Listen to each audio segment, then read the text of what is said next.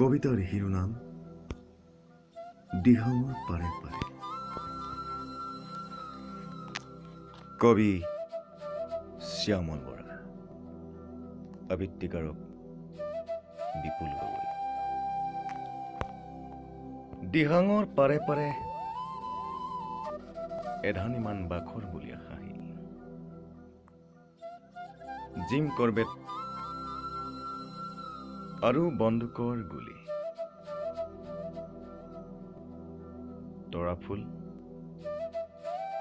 তৰাপাত সৰাবাটেদি জীৱাশ্ম হেৰুৱা কাহিনী, সোণ পোতাত ঢেকীয়াৰ হাঁহি, মমতাৰ চিঠিত চাবুকৰ কোব, ৰঙাপাৰাত বিক্ৰী মাটি ভেটি,